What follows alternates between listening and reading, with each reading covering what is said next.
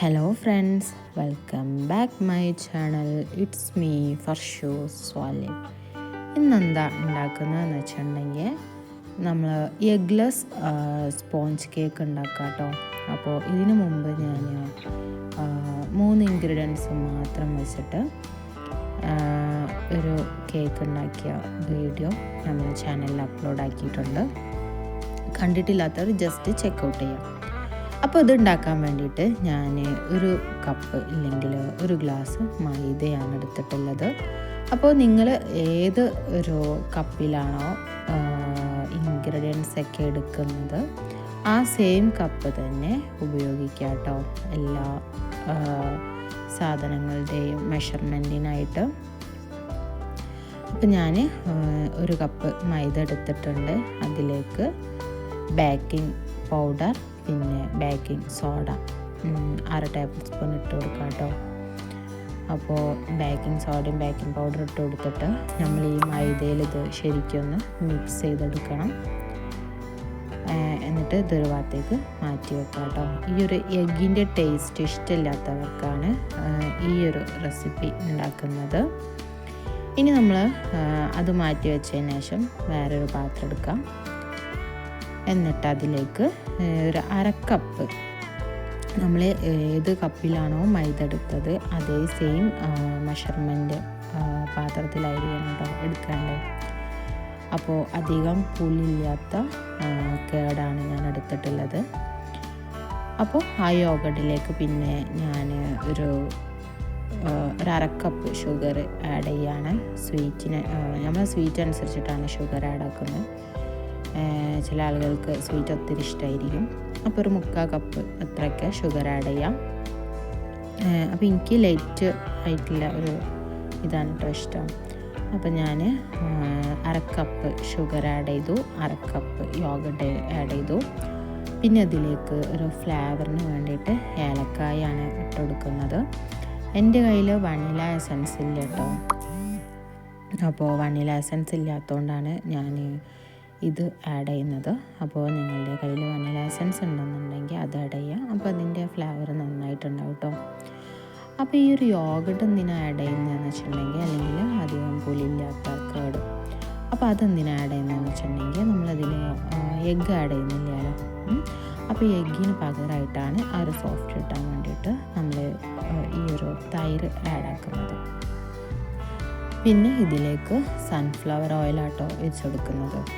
അതും ഇതേപോലെ തന്നെ നമ്മളൊരു 1/2 കപ്പ് എന്താ വെച്ചാൽ സൺഫ്ലവർ ഓയിൽ ഒഴിച്ചെടുക്കുകയാണ്. അപ്പോൾ വെളിച്ചെണ്ണ ഒന്നും ആഡ് ചെയ്യരുത് കേട്ടോ, വെളിച്ചെണ്ണൻ്റെ ഒരു ഫ്ലേവർ കിട്ടും, അതുകൊണ്ടാണ്. അപ്പോൾ സൺഫ്ലവർ ഓയിൽ ആഡ് ചെയ്തിട്ട് നമ്മളതിങ്ങനെ ശരിക്കൊന്ന് മിക്സ് ആക്കി എടുക്കാം. ഇതൊരു ഫോർക്കോ അല്ലാന്നുണ്ടെങ്കിൽ ഒരു സ്പൂണൊക്കെ വെച്ചിട്ട് ഇങ്ങനെ മിക്സ് ചെയ്തെടുത്താൽ മതി കേട്ടോ. ചാനലിൽ ഒരുപാട് വീഡിയോസ് അപ്ലോഡ് ആക്കിയിട്ടുണ്ട്. കണ്ടിട്ടില്ലാത്തവർ ജസ്റ്റ് ചാനൽ ചെക്കൗട്ട് ചെയ്യുക. ഇനിയും സബ്സ്ക്രൈബ് ചെയ്യാതെയാണ് നിങ്ങൾ എൻ്റെ ചാനൽ കാണുന്നതെന്നുണ്ടെങ്കിൽ ഇപ്പം തന്നെ ഒന്ന് സബ്സ്ക്രൈബ് ചെയ്യുക കേട്ടോ, ഒന്ന് സപ്പോർട്ട് ചെയ്യുക, പിന്നെ ലൈക്ക് ചെയ്യുക. നിങ്ങളുടെ ഫീഡ്ബാക്ക് തീർച്ചയായും കമൻറ്റ് ബോക്സിൽ അറിയിക്കുക കേട്ടോ. ഇതിപ്പോൾ ഓയിലൊക്കെ ഒഴിച്ചിട്ട് നമ്മൾ ഉണ്ടാക്കുന്നത് എന്താണ്, കോഴിമുട്ടൊക്കെ ഇല്ലാഞ്ഞിട്ടാണ്.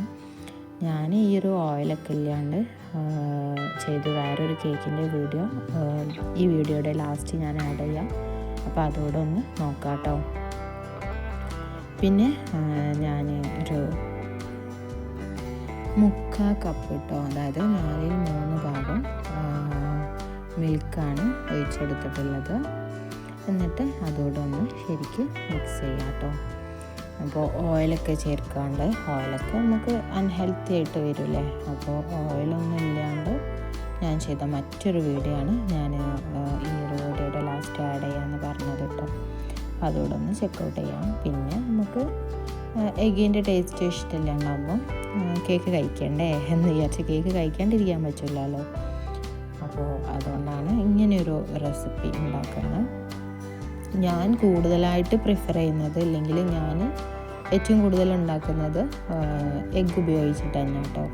അതാകുമ്പം നമുക്ക് ഇത്രയും ഇൻഗ്രീഡിയൻസിൻ്റെ ആവശ്യമില്ല. ഞാൻ ഒരു 3 ഇൻഗ്രീഡിയൻസ് മാത്രം വെച്ചിട്ട് ഉണ്ടാക്കിയ വീഡിയോ ആണത്.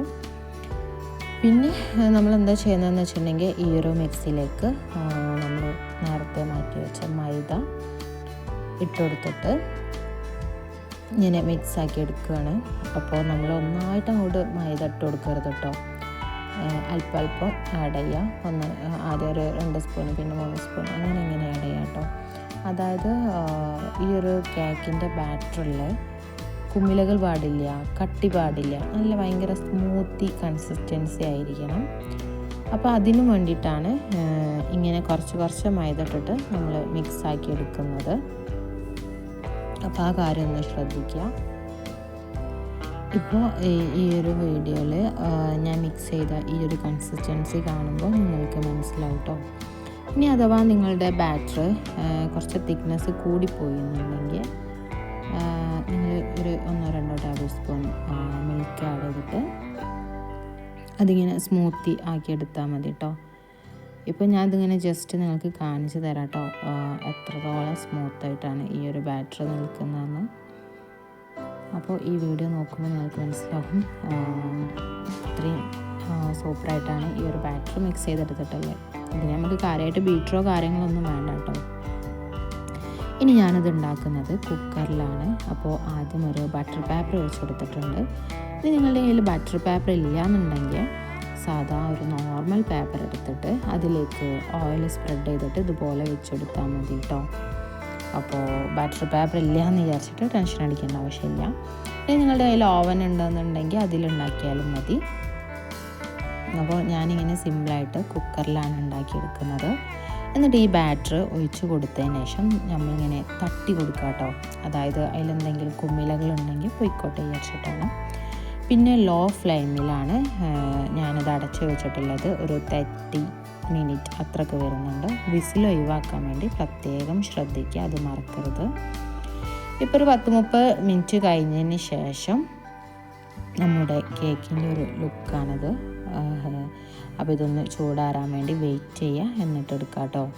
അപ്പോൾ നല്ല അടിപൊളിയായിട്ട് പ്ലഫി ആയിട്ട് സോഫ്റ്റായിട്ട് ഇങ്ങനെ കേക്ക് റെഡിയായി വന്നിട്ടുണ്ട്. നിങ്ങൾക്ക് ഈ വീഡിയോ കാണുമ്പോൾ തന്നെ മനസ്സിലാവും. അപ്പോൾ ഇതാണ് നമ്മുടെ എഗ്ലെസ് സ്പോഞ്ച് കേക്ക് എന്ന് പറയുന്നത്. അപ്പോൾ നിങ്ങൾക്ക് ഈ വീഡിയോ ഇഷ്ടമായാൽ ലൈക്ക് ചെയ്യുക, ഷെയർ ചെയ്യുക, പിന്നെ നിങ്ങളുടെ ഫ്രണ്ട്സ് ഫാമിലി എല്ലാവർക്കും ഒന്ന് ഷെയർ ചെയ്യാം കേട്ടോ. തീർച്ചയായും വീഡിയോയുടെ ഫീഡ്ബാക്ക് അറിയിക്കുക.